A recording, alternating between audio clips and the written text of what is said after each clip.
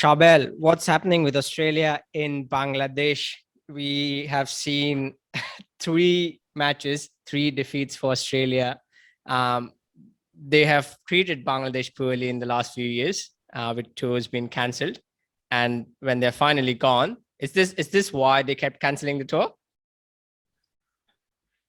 Uh, yeah, we have treated Bangladesh pretty badly, haven't we? And now, this 3-0, I think it's going to be even sweeter or feels even sweeter for the Bangladesh fans because of, how we've treated them over the years, and they have a test victory over us as well. To be honest, I can't say I'm completely surprised what's happening in Bangladesh. Like I was saying on the podcast last week that I think they'll win at least 2 games, Bangladesh, in this series, at least. And they've won all three of the first three, and they completely deserve it. I was saying before, I don't know if you feel the same. We can't finish. Yeah. We had a chance yesterday to finish off the game. We had a chance in the second match to get a bigger score. We scored 4 for 22 in the last 4 overs. Yesterday, we scored 1 run off the penultimate over. We just can't finish, and that's been the problem for Australia, even with our full strength team. It's the middle order that's the problem. And 5 T20 series and 5 T20 international series have been lost by Australia in a row. So what's lacking? Even when we can make the argument that there's no first team players, but that's only for this series, not the previous 4 series. So what's exactly lacking there? Is it only the middle order, or is there any deeper cause there? There's a big, deep issue in Australian cricket right now. It's the depth, the batting depth, and that's not only in T20 cricket, because you look at 2018-19 when India toured here for a test match. Smith wasn't available, Warner wasn't available, and we completely looked a different team. I fear for our red ball batting depth and our white ball batting depth. So we've got to look at the quality of our domestic cricket. That's the deeper issue here, because you can't have a few players out and then all of a sudden you can't even win a game. Yeah. And you're completely off the boil. And how can we be so bad at T20 cricket when the Big Bash takes up so much of our calendar? Absolutely. These are questions that have to be asked, man. These are questions that have to be asked. And we're completely clueless on these slow pitches. We really are. So Mitchell Marsh, a Marsh brother, has been the best performer of a tour for Australia. Did you see that coming? That's probably the end of the world is near when you see something like this. Yeah. He scored 40% of our runs in the first 3 matches in Bangladesh. And people talk about his strike rate and things like that, but the overall strike rates have not been that high from either team. It's been a very low scoring series, but it's just the others are not pulling their weight. Yep. And I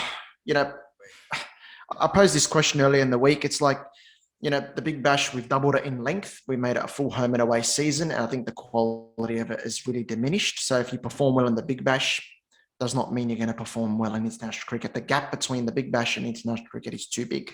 Yeah, but chasing even sorted out. Yeah, even chasing 127, they could not get, and they honestly they could only make lost 4 wickets, and they could only make 117 in their 20 overs with a batting lineup that had Ben McDermott, who we know can bat and has done very well in the Big Bash, Matthew Wade, who is an experienced campaigner, Mitchell Marsh, who is in probably the best form of his life right now, Alex Carey, who's tipped as the next captain of Australia, Dan Christian, one of the most experienced T20 players there ever. Yeah, I think there is a pressure in this squad because I don't think a lot of these players will make the squad. So, these matches were a golden opportunity for a number of these players to perform. I think it's only been Mitchell Marsh who's put his hand up and done the business in these matches.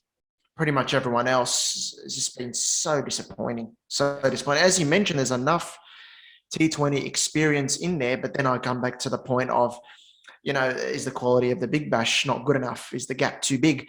And we talk about the pitches and how different they are to home conditions. Fair enough. But would you back this Australian team right now to even win at home? No, I wouldn't. No, I wouldn't. No, I wouldn't. Not this team. No.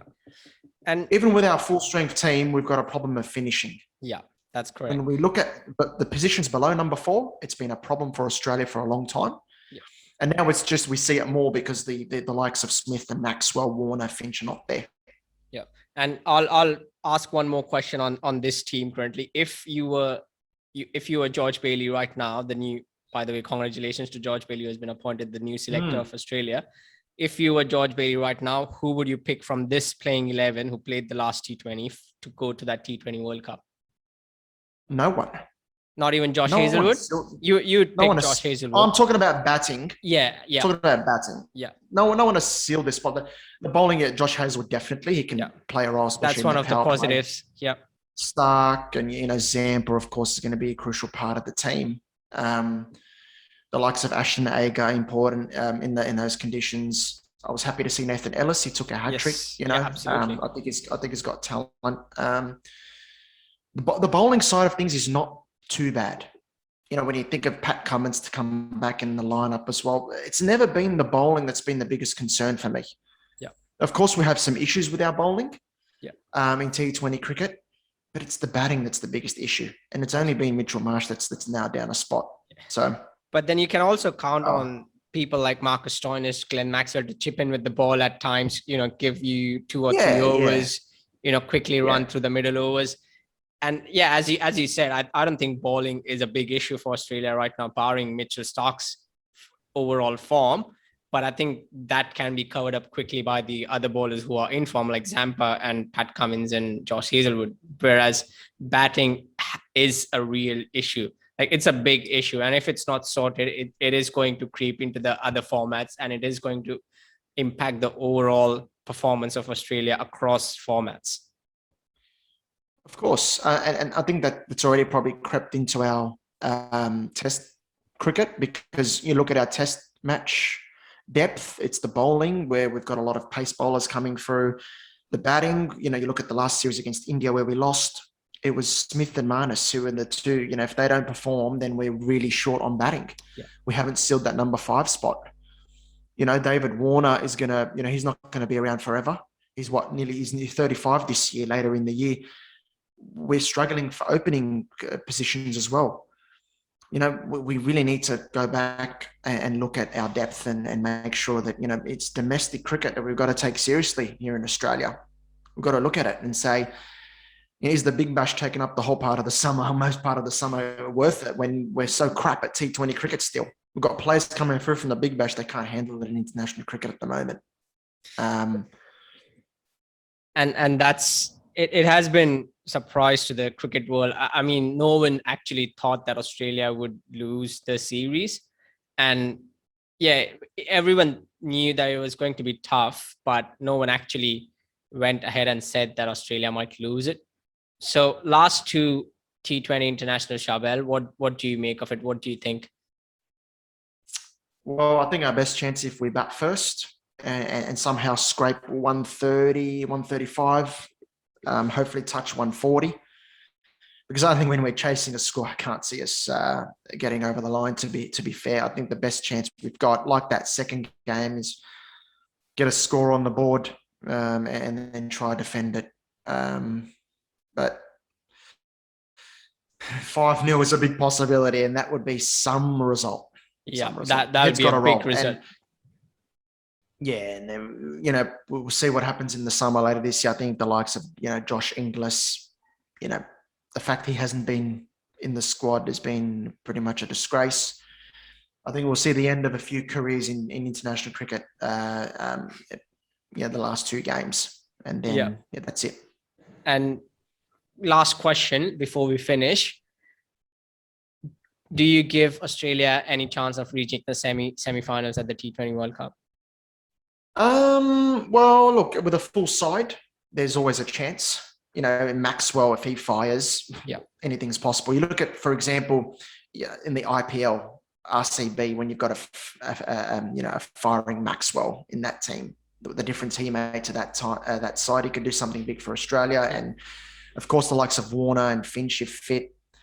Yeah, there's a chance. I wouldn't say there's zero chance, but I still have us as outsiders. I don't think we can go all the way because those positions, 5 to 7, that's very important in a T20, and we just haven't nailed it. And even with our full team, we haven't nailed it. So, there's a chance, but I wouldn't put money on it. That's for sure. So, followers of the CricBlog podcast, Charbel doesn't think Australia will go all the way in the T20 World Cup. Let us know what you think in the comments below, and please subscribe and keep listening to our podcast and the YouTube channel.